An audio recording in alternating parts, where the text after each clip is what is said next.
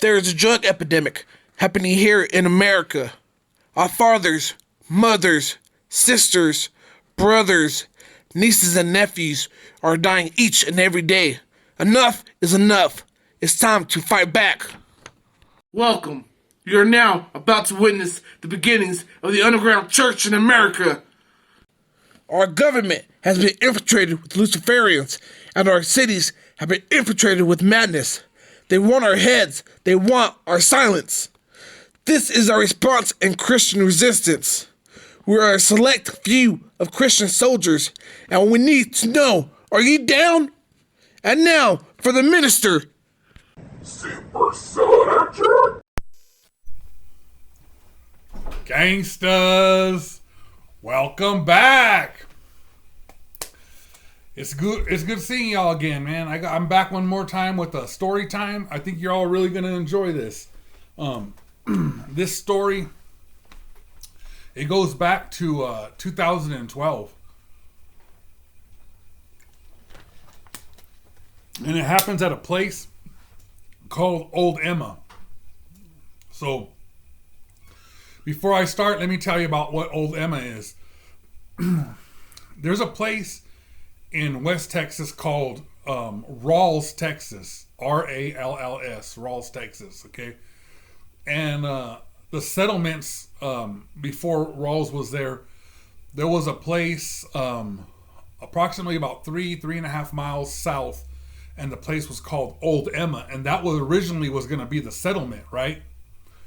And what happened was that when the train came through, the train ended up to the north, and they made the settlement of Ralls there, and everybody up and left Old Emma, right?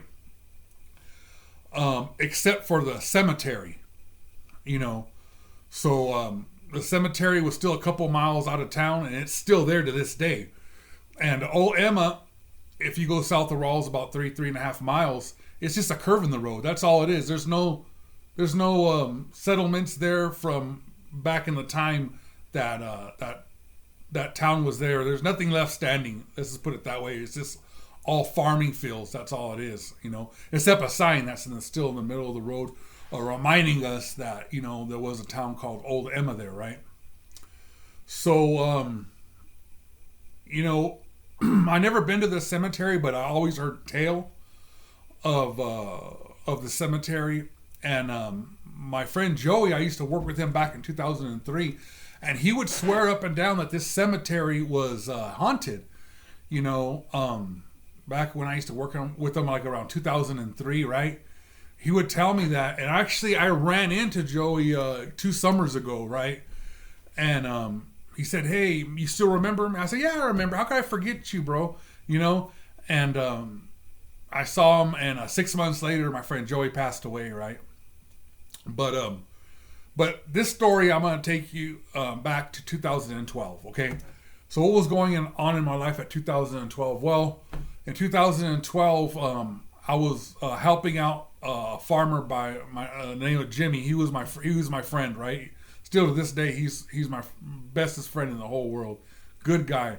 And I was helping him chop cotton stalks. This is after the this is after the harvest. You know, the farmers are tired of harvesting, and you know they need some help doing some stuff after the harvest. So I was cutting some cotton stalks for him, helping him out a little bit, right?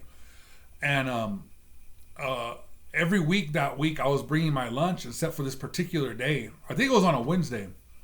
I went into the town of Ralls to get myself a burger, and you know, ordered it, you know, on the phone, picked it up, and I was on my way back to the farm, and I'm going through Old Emma, and it's my lunch hour. I'm going through Old Emma, and I thought, you know what?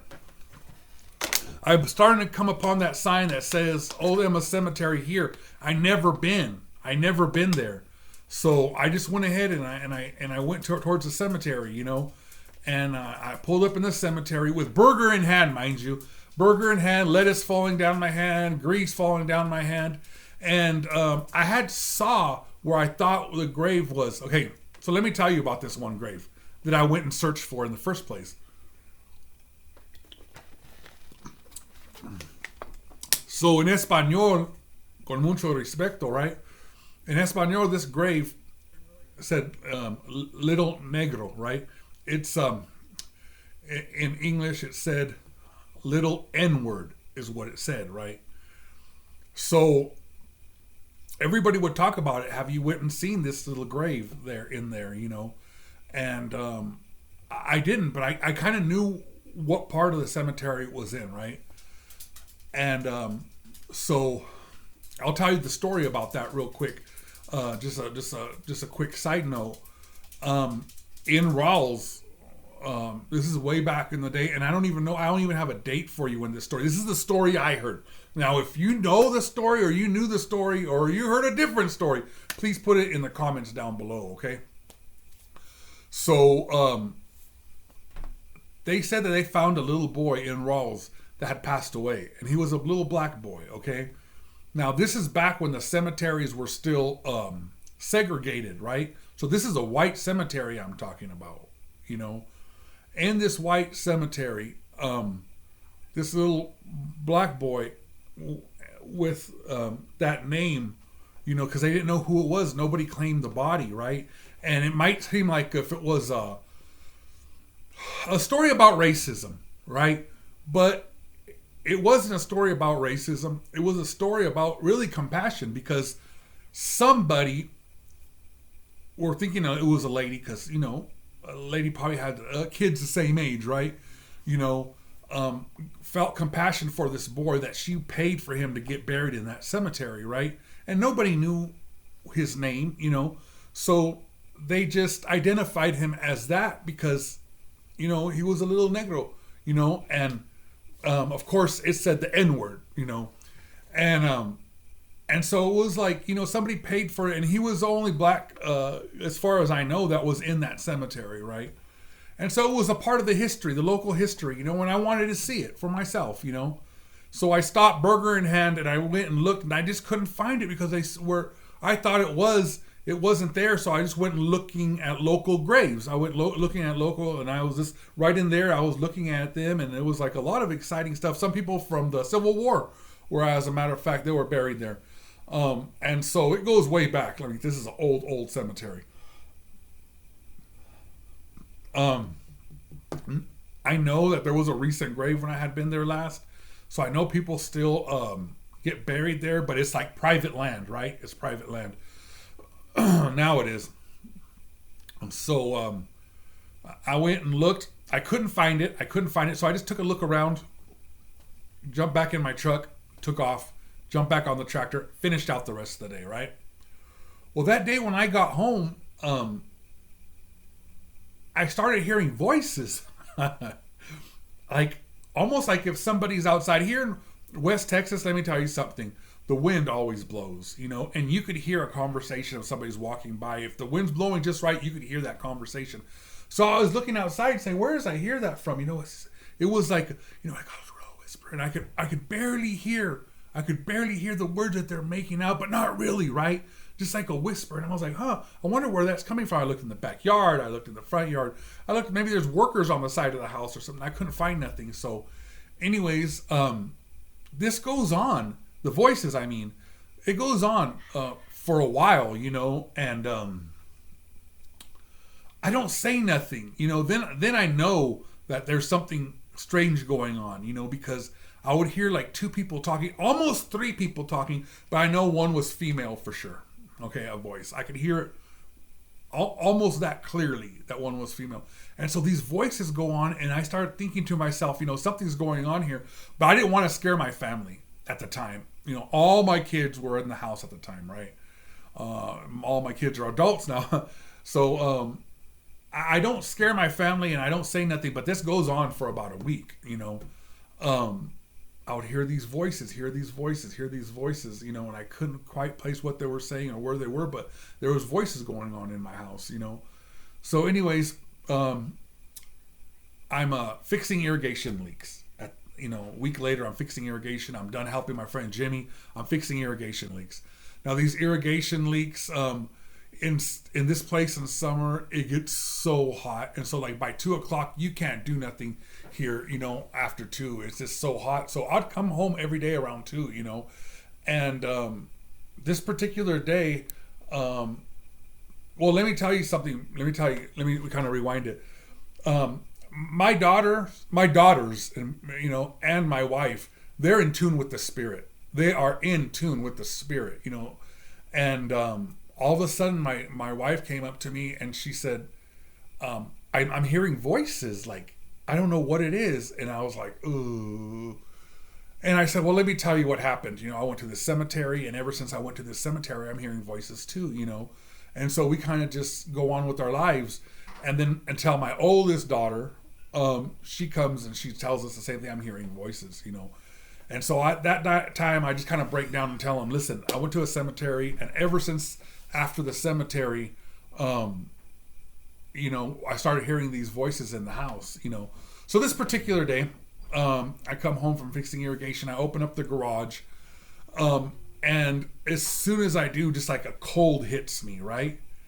And I already know what it is. It's whatever's in the house now. Whatever followed me from that cemetery, it's in the house, and it would happen day after day. And this particular day, I open it up, and it's just the cold hits me, right?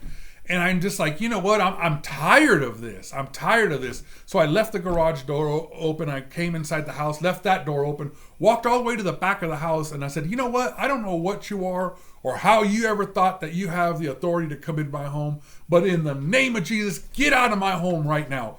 Get out. You ain't welcome here. You ain't welcome here. And I pushed it all the way out through the door, out the garage, and I closed the garage, and that was the end of that. Never heard those voices again. Never heard those voices ever again, And this was just from going to the cemetery. And I don't know if I was being disrespectful having burger in hand or whatnot. But, I have no idea what I did to invite these things back with me, And a while back, I would say, I don't know, 2003-ish, I had worked a temporary job at a school, and break time we would meet together, and I would never see nobody. I'd be cleaning restrooms and locker rooms and all this kind of stuff, and never run into anybody. But I knew at break time we all met up at a certain place, right? And I would tell the ladies there, I'd say, hey, you guys never get scared because there's nobody here. Something could happen, get attacked, and there's nobody going to hear you because we're just so far apart, right? And the lady goes, no, but she started telling me a story about when she was vacuuming that the vacuum plug kept on getting unplugged, right? And she goes, and I know I wasn't pulling it because it happened a couple times and I was paying attention, and it did it again the third time. And so the other lady was listening to the conversation, and she says, by the way, that day, by chance, would you have visited a cemetery? And the lady looks and goes, her eyes get big and goes, yeah, how would you know that? And so anyways, that had stuck in my head. And so when these voices, I had to remember that story these ladies were talking about. And so yes, I remember when those voices came, I had just barely finished visited the cemetery and stuff, So I knew where these things came from and whatnot. So listen, I told you all that story about Old Emma Cemetery and what had happened to me back in those days, right? The story, and I commanded those spirits to leave, and they left.